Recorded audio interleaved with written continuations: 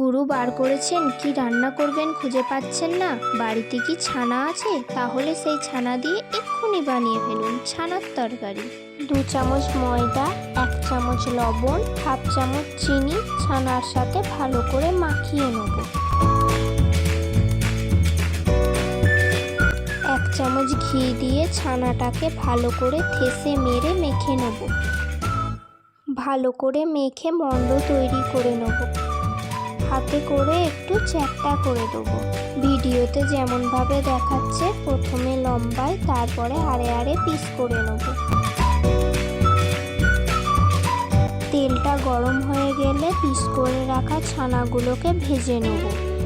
বড়াগুলো ভালো করে ভাজা হয়ে গেলে একটা পাত্রে তুলে রেখে দেবো।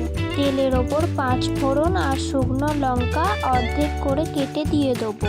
আগে থেকে কেটে রাখা আলুগুলো দিয়ে ভালো করে ভেজে নেব। কিছুক্ষণ পরে মাঝারি সাইজের 2টো টমেটো দিয়ে ভেজে নেব।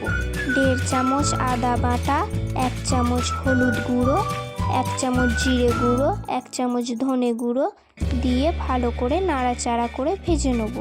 ভাজা হয়ে গেলে লঙ্কার গুঁড়ো আর অল্প জল দিয়ে ভালো করে নাড়িয়ে নেব। মাখা মাখা পাড়া হয়ে এলে 1 চামচ লবণ আর কাশ্মীরি লঙ্কার গুঁড়ো দিয়ে দেবো। বারে বারে অল্প অল্প করে জল দিয়ে কষে নেব। হাফ চামচ চিনি দেব। টকবক করে ফুটে উঠলে গরম মশলাটা দিয়ে ঢাকা দিয়ে দেবো। ঢাকা খুলে আলুগুলো সেদ্ধ হয়েছে নাকি দেখব। সেদ্ধ হয়ে গেলে ছানার বড়াগুলোকে দিয়ে দেবো।